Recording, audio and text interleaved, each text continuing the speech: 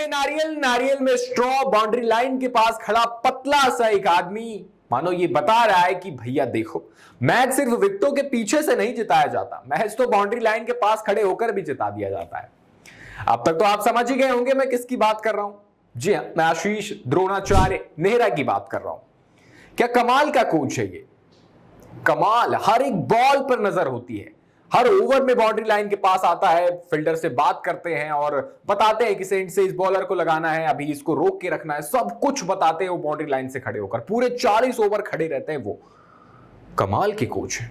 कल एक बार फिर गुजरात टाइटंस आसानी से मुकाबला जीत गई और हराया किसे, सनराइजर्स हैदराबाद को 150 पर रोक दिया। 152 बना पाई सिर्फ हैदराबाद की टीम गुजरात टाइटंस के सामने। बहुत कुछ प्रूव किया है आशीष नेहरा ने क्रिकेट के नजरिए से। तो आज इसी पर करेंगे डिटेल में चर्चा। नमस्कार, मैं हूं शिखरदीप और आप देख रहे हैं GBN 24। कल हैदराबाद में था मुकाबला, गुजरात टाइटंस के सामने थी सनराइजर्स हैदराबाद। हैदराबाद पहले बल्लेबाजी करने आई और महज 152 रन बना पाई। ये वही टीम है जो 300 बनाने की बात किया करती थी, लेकिन पिछले कुछ मैच से ये टीम वही 150 180 तक ही रुक जा रही है। और रीजन वही है कि पहली बॉल से वो 300 की उम्मीद लेकर आते हैं और सिमट जाते हैं 150 तक, क्योंकि कोई पार्टनरशिप करना ही नहीं चाहता। बहुत सारे ताबड़तोड़ बल्लेबाज हैं, घातक बल्लेबाज हैं, लेकिन कुछ नहीं हो रहा है। कल के मुकाबले में जिसने हाईएस्ट रन बनाया वो नीतीश रेड्डी थे।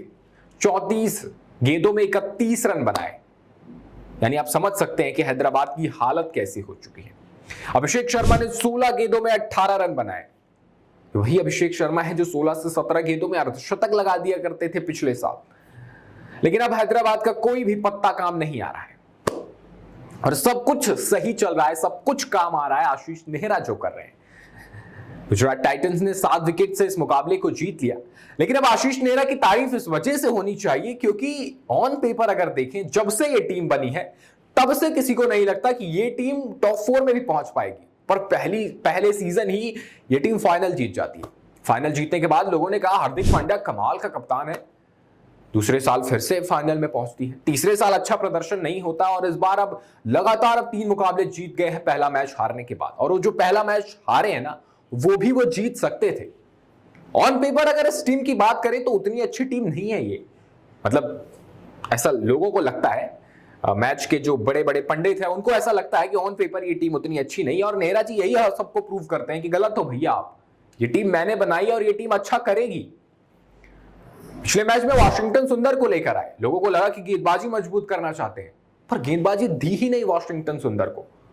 उन्हें बीच में बल्लेबाजी करने भेज दिया जब 2 विकेट जल्दी गिर गए। और वाशिंगटन सुंदर ने भी कमाल की पारी खेली, अति सुंदर पारी, 29 गेंदें 49 रन।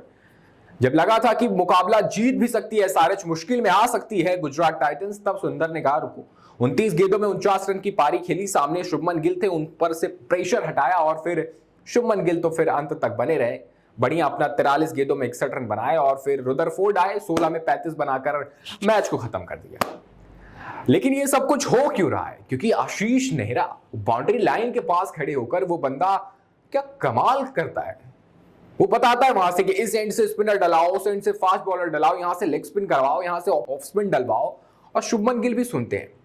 और इससे ये बात तो प्रूव होती है कि जब गुजरात टाइटंस टाइटल जीती थी तो सारा क्रेडिट हार्दिक पांड्या को नहीं जाना चाहिए। आशीष नेहरा उसके रियल मास्टरमाइंड थे, क्योंकि अब बिना हार्दिक पांड्या के भी गुजरात जीत रही है। और उन्होंने एक बार पूरी बाकी जो 9 टीमें हैं ना, उनको बताया है कि बैटिंग मजबूत करने से ज्यादा जरूरी है अपनी बॉलिंग मजबूत कर लो। 250 बनाने वाली टीम से ज्यादा इंपॉर्टेंट है ऐसी टीम बनाओ जो 200 ही ना बनाने दे। अब देख लेना पूरे आईपीएल में कितने ऐसे मैचेस होंगे जहां पर गुजरात टाइटंस की बॉलर की पिटाई होगी। बहुत कम ऐसे मैचेस होंगे, प्रॉपर 6 बॉलर्स के साथ उतरती है वो टीम।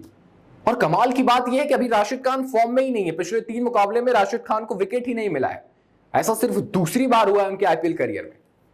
और वो बंदा भी फॉर्म में आएगा तो ये टीम गेंदबाजी में और मजबूत हो जाएगी। मोहम्मद सिराज तो क्या कमाल की फॉर्म में आ गए हैं। कल के मुकाबले में भी 4 विकेट ली। और ये सब कुछ हो रहा है क्योंकि आशीष नेहरा गजब का दिमाग लगा रहे हैं। उनकी बैटिंग लाइनअप देखें तो लगता है शाहरुख खान, तेवतिया, ये सब हैं। साई सुदर्शन जो उतने T20 के धाकड़ बल्लेबाज माने नहीं जाते, लेकिन गुजरात टाइटंस उन पे भरोसा दिखा रही है। गुजरात टाइटंस ने रिद्धिमान साहा पर भी भरोसा दिखाया था और उन्होंने भी अच्छा करके दिखाया था। तो गुजरात की टीम ऑन पेपर भले ही मजबूत ना दिखे, लेकिन नेहरा जी से सबसे मजबूत टीम आईपीएल की बना देते हैं। बाउंड्री लाइन के पास खड़े होकर, कमाल का बंदा है, पूरे 40 ओवर खड़े रहता है, हर एक बॉल पे उसकी नजर होती है। एक गलती होती है तुरंत समझ जाते हैं। आप कुछ जाके बताना पड़ेगा खिलाड़ी को, तुरंत भाग के आते, खिलाड़ी से बात करते हो, खिलाड़ी भाग के कप्तान के पास जाता है, कप्तान भाग के बॉलर के पास जाता है, सब कुछ चेंज हो जाता है। भाई विकेटों के पीछे से अगर एक खिलाड़ी मैच जिता दिया करता था ना, तो ये मान लीजिए कि बाउंड्री लाइन पर खड़े होकर एक खिलाड़ी मैच जिता देता है।